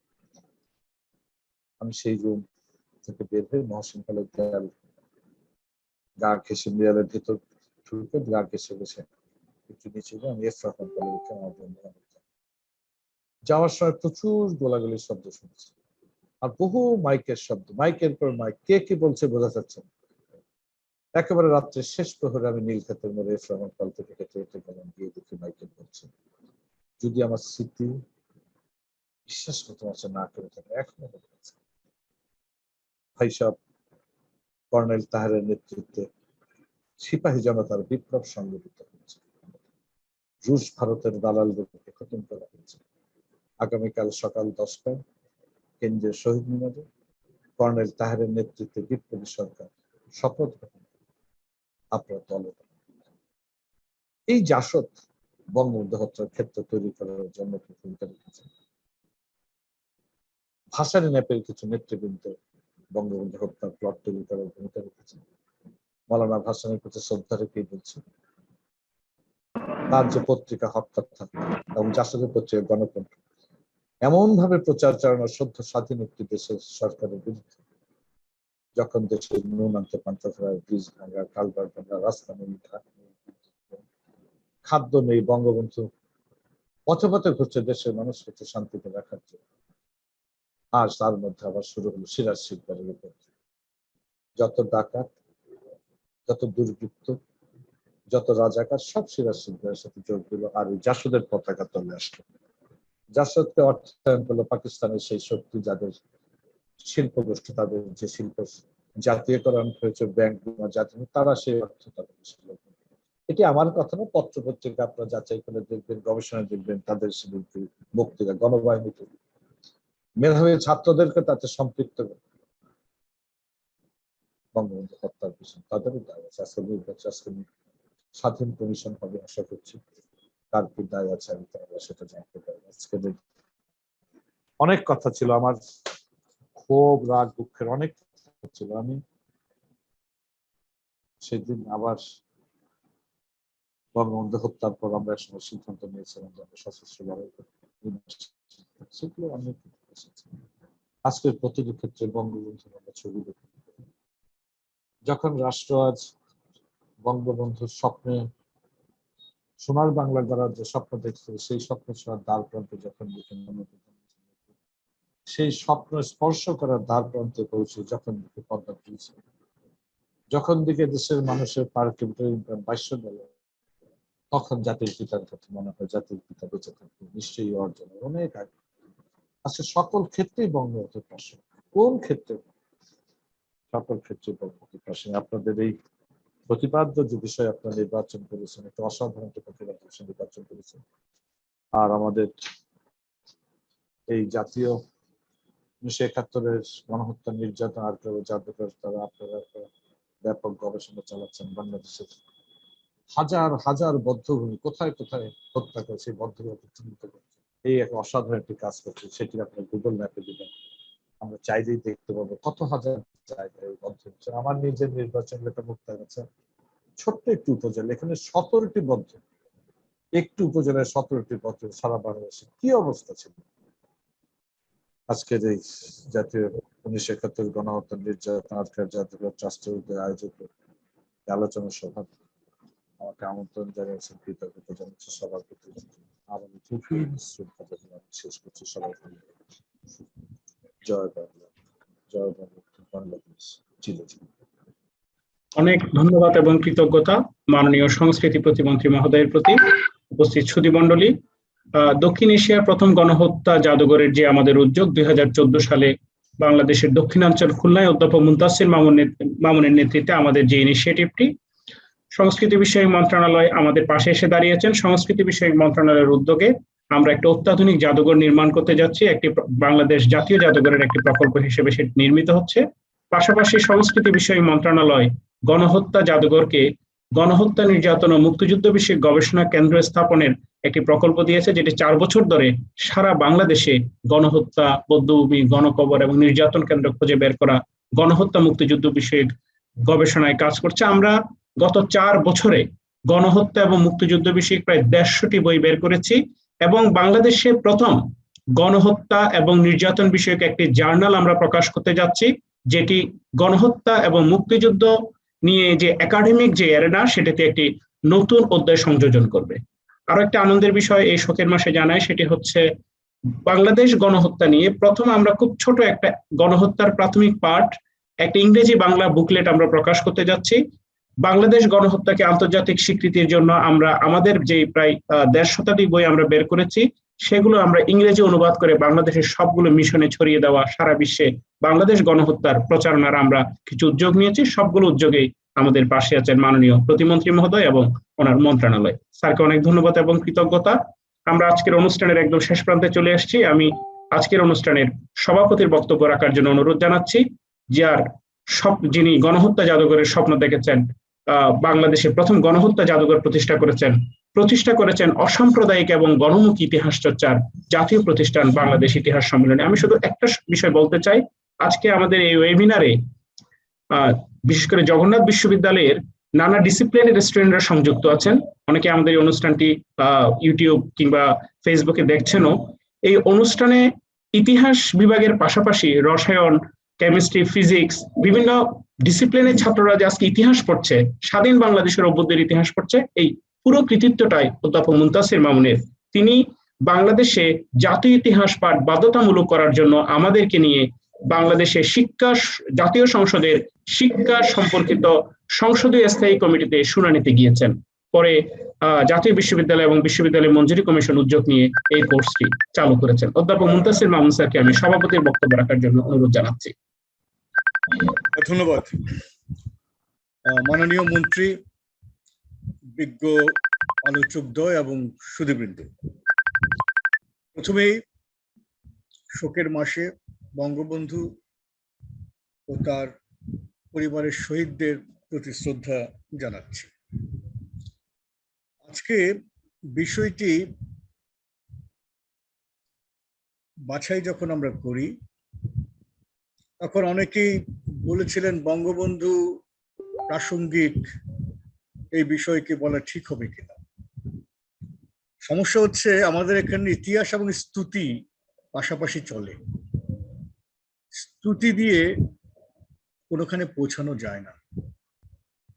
বঙ্গবন্ধু নিজেই বলেছেন যে আমি মানুষ, মানুষ হলেই মানুষ ভুল করতে পারে। এটা যখন রাজনীতিবিদ এবং যখন আমরা তিনি প্রাসঙ্গিক অপ্রাসঙ্গিক বিচার করব, তখন তার দর্শন নিয়ে আমাদেরকে এগোতে হবে। জনাব শাহরিয়ার কবির এবং বিচারপতি শামসুদ্দিন চৌধুরী মানিক এ বিষয়ে অনেকটা আলোকপাত করেছেন। মাহবুবুর রহমান একটা সংক্ষিপ্ত রূপরেখা প্রদান করেছেন এবং মাননীয় মন্ত্রী সেই রূপরেখাকে একটু বিশ্লেষণ করেছেন ব্যক্তিগত স্মৃতির মাধ্যমে। আমি খুব স্বল্প সময়ে বলছি যে আমাদের চারপাশের অবস্থাটা কি আজকে। সবাই আফগানিস্তানের কথা বলেছেন, পাশে ভারতের অবস্থা দেখেন, এর পাশে সিংহলের অবস্থা দেখেন, শ্রীলঙ্কার অবস্থা দেখেন।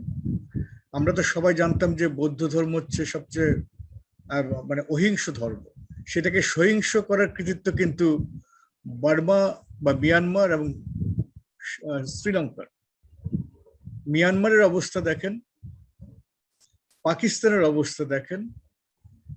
খালি একদিকে বাংলাদেশ, নেপাল, ভুটান এই ধর্মীয় আগ্রাসন বা ধর্মীয় জাতীয়তাবাদ থেকে দূরে, কিন্তু তাদের এখানে যেমন অধ্যাপক শামসুদ্দিন চৌধুরী মানিক বিশেষভাবে উল্লেখ করেছেন যে ধর্মদ্রোহীরা ধর্মকে ব্যবহার করতে চাচ্ছে, আমাদের এখানেও কিন্তু সেই হুমকিটা এখনো অক্ষুণ্ণ।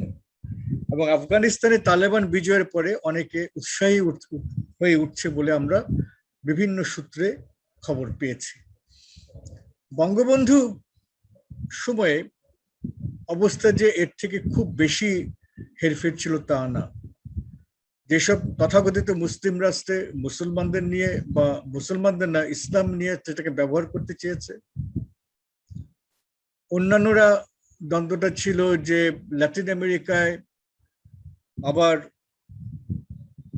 গণতান্ত্রিক বা সমাজতন্ত্রের দেশের উদ্ভব হয় কিনা সেটার বিরোধিতা। সেই পরিপ্রেক্ষিতে কিন্তু বঙ্গবন্ধু বলেছিলেন যে যেই সংবিধান আমি দিচ্ছি সেখানে এই রাষ্ট্রের আদর্শগুলি প্রতীত হবে। বঙ্গবন্ধুর কৃতিত্ব যদি বলি তাহলে বলবো যে যুদ্ধ জয় না, শুধু পৃথিবীতে কোনো রাজনীতিবিদ 9 মাসের মধ্যে একটা আধুনিক লিখিত, আমি আবারও কথা বলছি, লিখিত সংবিধান দেশকে উপহার দিতে পারেনি, যেটা বঙ্গবন্ধু দিয়েছে। এবং সেই সময় আমার খেয়াল আছে, যখন আমরা তখন বিশ্ববিদ্যালয়ে প্রায় শিক্ষকতার মধ্যে প্রবেশ করব, সেই সময় সবাই বলতেন যে পৃথিবীতে যতগুলি সংবিধান আছে তার মানে গণতান্ত্রিক নির্যাসগুলি নিয়ে বাংলাদেশের সংবিধান রচিত হয়েছে এবং যা সবচেয়ে আধুনিক। যে কথাটি শাহরিয়ার কবির এবং বিশেষ করে মাহবুবুর রহমান বলেছেন যে সংবিধানে এই আদর্শগুলি প্রতিফলিত হয়েছে। আমি বলবো যে এই আদর্শ প্রতিফলিত হয়েছে, কিন্তু তার একটা সৃজনশীল ব্যাখ্যা বঙ্গবন্ধু দিয়েছিলেন। এই কারণেই তাকে আমরা আলাদাভাবে বিচার করছি এবং এখনো প্রাসঙ্গিক মনে করছি। জাতীয়তাবাদ বলতে তিনি হিটলারের জাতীয়তাবাদ, মুসলিনের জাতীয়তাবাদকে বোঝাননি। তিনি বলেছেন প্রগতিশীল জাতীয়তাবাদ, অর্থাৎ একটা সৃজনশীল জাতীয়তাবাদ যার মধ্যে সবসময় নিহিত থাকবে প্রতিক্রিয়ার বিরুদ্ধে লড়াই। আমি মনে করি যে এটার একটা সৃজনশীল ব্যাখ্যা আমরা এইভাবে দিতে পারি যে আমরাতে দেশ তো খালি বাঙালিদের না, সেখানে বিভিন্ন ভাষাভাষী এবং বিভিন্ন জাতিরও মানুষ আছেন। ব্যাপক বা বিরাট ফ্রেমে যদি বাঙালি জাতীয়তাবাদের মধ্যে তাদেরকে আমরা অন্তর্ভুক্ত করতে পারি, তাদের স্বাতন্ত্র্য বজায় রেখে, সেটি হবে সৃজনশীল জাতীয়তাবাদ, এবং বঙ্গবন্ধু সেটাকে তিনি তুলে ধরতে চেয়েছিলেন। গণতন্ত্রের কথা তিনি যেটা বলেছেন যে গণতন্ত্র আমরা বুঝি, এবং সেই গণতন্ত্রকে তৃণমূল পর্যায়ে পৌঁছে দেওয়ার জন্য যেটা বিচারপতি চৌধুরী বলেছেন যে বাকশালের এই কনসেপ্টটা তিনি নিয়েছিলেন। বাকশাল নিয়ে অনেকে অনেক বিতর্ক করেছেন। আওয়ামী লীগ একসময় কুণ্ঠাবোধ করতো বাকশাল নিয়ে, কিন্তু আমরা বলেছি এটা কুণ্ঠাবোধের কোনো কারণ নেই, কারণ এটা প্রগতিশীল একটা চেতনা, যেটা বাস্তবায়িত হলে হয়তো আমরা অন্যরকম বাংলাদেশ দেখতাম। এবং বঙ্গবন্ধু ওই তৃণমূল পর্যায়ে কিন্তু ওই কনসেপ্টটা মানে বকশালের মধ্যে অন্তর্ভুক্ত করেছিলেন। কিন্তু বঙ্গবন্ধু শহীদ হওয়ার কারণে দুটি আদর্শ কাজ করেছে, একটি হচ্ছে সমাজতন্ত্র আর একটি হচ্ছে ধর্মনিরপেক্ষতা, যার কথা সব বক্তাই বলেছেন।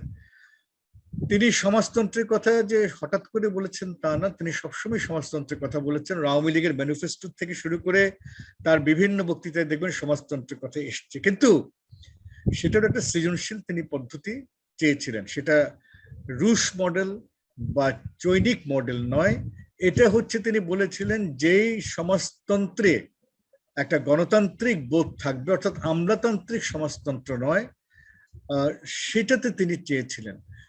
ওয়েলফেয়ার স্টেটও যে তিনি চেয়েছিলেন আজকালকার যেমন একটা কাছাকাছি, কিন্তু একেবারে ওয়েলফেয়ার স্টেটও নয়। তিনি পুঁজির বিরুদ্ধে বলেছেন, এবং জাতীয়করণের পন্থাটা, জাতীয়করণ করার ওই ধারণাটা সেখান থেকে এসছে। সাম্রাজ্যবাদের বিরুদ্ধে বলেছেন, এবং এইভাবে তিনি সমাজতন্ত্রের একটা অন্য রূপরেখা দিয়েছেন। দ্বিতীয়ত হচ্ছে এই যে ধর্মনিরপেক্ষতা, যেটা আমরা পাশ্চাত্যের মডেল থেকে তিনি সরে এসেছিলেন, যে রাষ্ট্র ধর্ম বিচ্ছিন্নকরণ নয়। তিনি বলেছেন রাষ্ট্রে যারা আছেন তাদের ধর্ম তারা পালন করবেন, রাষ্ট্র সবার। এই ধারণাটাই পরবর্তীকালে আমরা মানে বিভিন্ন স্লোগানে ব্যবহার করেছি, যে ধর্ম যার যার, রাষ্ট্র সবার। এবং এই ধর্মনিরপেক্ষতাটা কোনো দেশই পছন্দ করেনি।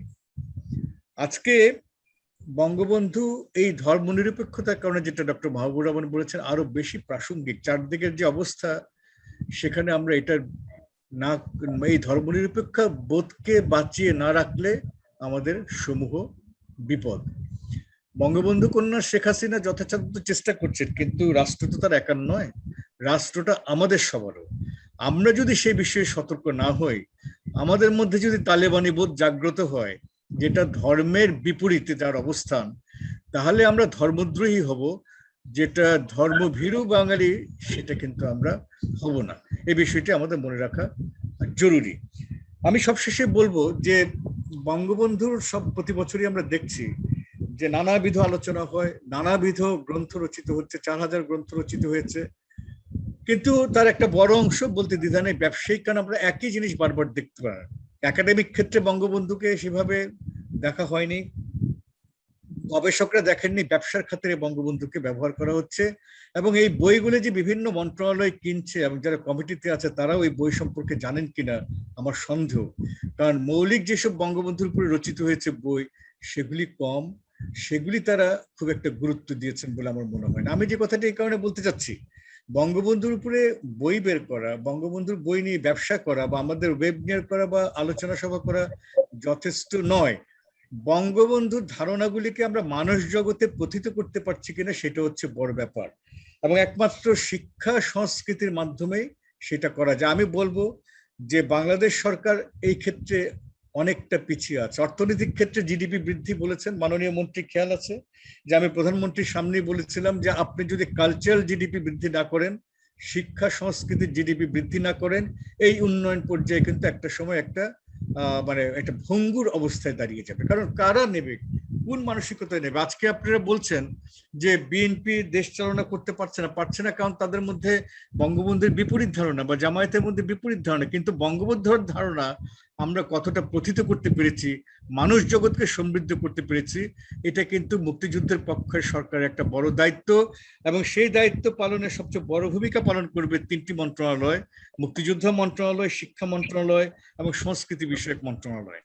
এবং আমরা আশা করব যে তিনটি মন্ত্রণালয়ের আন্ত বৈঠক, আমি শিক্ষামন্ত্রী ডক্টর দীপুমণিকেও বলেছিলাম এবং মুক্তিযুদ্ধ মন্ত্রীকে বলেছিলাম, তাদের উদ্যোগী হয়ে একটা সমন্বিত পদক্ষেপ নেওয়া এখন কিন্তু জরুরি হয়ে উঠে দাঁড়িয়েছে আমাদের আশেপাশের রাষ্ট্রে ধর্মের বিস্তার যে প্রাবল্য সেটাকে প্রতিরোধের জন্য। সুধীবৃন্দ, সবশেষে আমরা বলবো যে 50 বছরে আমরা বঙ্গবন্ধু যেমন 100 বছর, 50 বছর 100 বছর হয়েছে, মুজিব বর্ষ পালন করছি, শোকের দিবসে শোককে আমরা সবাই বলছি শক্তিতে পরিণত করব, বাংলাদেশে 50 বছর হচ্ছে। এবং এক্ষেত্রে আমি মনে করি যে সংস্কৃতি বিষয়ক প্রধানমন্ত্রীর পৃষ্ঠপোষকতায়, আপনারা জানেন যে এই জাদুঘরটি প্রধানমন্ত্রীর পৃষ্ঠপোষকতায় গঠিত হয়েছে এবং প্রধানমন্ত্রী বলেছিলেন ব্যক্তিগতভাবে যে এটার জন্য আমার যা যা দরকার আমি করব। আগের যে মন্ত্রী ছিলেন জনাব আসাদুজ্জামান নূর এটা সূত্রপাত করে দিয়ে গেছেন, এবং বর্তমান যিনি আছেন জনাব KM খালিদ, তারও এই বিষয়ে কোনো রকম ঘাটতি আমরা দেখতে পাইনি। তিনি যখনই পারছেন আমাদেরকে যতটা সম্ভব সহায়তা করছেন। এবং আমরা মনে করি যে সংস্কৃতি মন্ত্রণালয়ের সবচেয়ে বেসরকারি সবচেয়ে বড় প্রকল্প, গুরুত্বপূর্ণ প্রকল্প হবে গণহত্যা আর্কাইভ ও জাদুঘর, যেটি আমাদের ইউরোপে আমাদের নজরুল ইসলামও সেটার প্রচার করছেন। এবং এটি হবে দক্ষিণ পূর্ব এশিয়ার প্রথম জাদুঘর, যা মনে করিয়ে দেবে যে কেন আমরা স্বাধীনতা চেয়েছিলাম, কেন বঙ্গবন্ধুর দর্শনকে আমরা মুক্তিযুদ্ধে পরিণত করেছিলাম। এবং সেই ধারণা যখন প্রথিত হবে তখন আমি মনে করি যে আমাদের ক্ষেত্রে বড় একটা কাজ হবে। ডক্টর শহীদ বলেছেন আমাদের স্বল্প লোক নিয়ে, স্বল্প বাজেট নিয়ে আমরা কি পরিমাণ কাজ করেছে। এবং আমি দৃঢ়ভাবে বলতে পারি কোন আত্মশ্লাঘা না নিয়ে যে বাংলাদেশে মুক্তিযুদ্ধ গণহত্যা বিষয়ে আমরা যে জরিপ করেছি সেটি প্রথম, যে নির্ঘণ্ট করেছি সেটিও প্রথম, এবং আর কোনো প্রতিষ্ঠান এত বই বের করেনি। এবং এটি মুক্তিযুদ্ধের শুধু তাই নয়, বঙ্গবন্ধুর আদর্শ প্রচারও সবচেয়ে বড় ভূমিকা পালন করছে। আপনারা সবাই যারা এখানে আমাদের সঙ্গে আলোচনা করেছেন তারা সবাই আমাদের জাদুঘরের সঙ্গে কোনো না কোনো ভাবে যুক্ত, ইতিহাস সম্মেলনের সঙ্গে কোনো না কোনো ভাবে যুক্ত। ইতিহাস সম্মেলনের প্রধান কাজই হচ্ছে অসাম্প্রদায়িক ইতিহাসের বিস্তার, গণহত্যা জাদুঘরের হচ্ছে আমরা কেন চেয়েছি বাংলাদেশ সেটার প্রচার। আপনারা এবং মাননীয় মন্ত্রী আমরা সবাই মিলে যাতে এই প্রতিষ্ঠানকে আরো সুদৃঢ় করতে পারি সেটি হবে আমাদের এই শোক দিবসের সবচেয়ে বড় আকাঙ্ক্ষা। জয় বাংলা, জয় বঙ্গবন্ধু। আজকের অনুষ্ঠানের সম্মানিত সভাপতির বক্তব্যের মধ্য দিয়ে আমরা অনুষ্ঠানের সমাপ্তি টানতে যাচ্ছি। আমি আরেকবার ধন্যবাদ এবং কৃতজ্ঞতা অনুষ্ঠানের সম্মানিত প্রধান অতিথি সংস্কৃতি বিষয়ক মন্ত্রণালয়ের মাননীয় প্রতিমন্ত্রী জনাব KM খালিদ MP এবং অনুষ্ঠানের 3 জন আলোচক জনাব শাহরিয়ার কবির, KM নজরুল ইসলাম, বিচারপতি শামসুদ্দিন চৌধুরী মানিক এবং গণহত্যা জাদুঘরের ট্রাস্টি বোর্ডের সদস্য ও ইতিহাস সম্মেলনের সভাপতি মাহবুবুর রহমান সাকিব। সকলকে অনেক ধন্যবাদ। আজকের অনুষ্ঠানের এখানেই সমাপ্তি ঘোষণা করছি।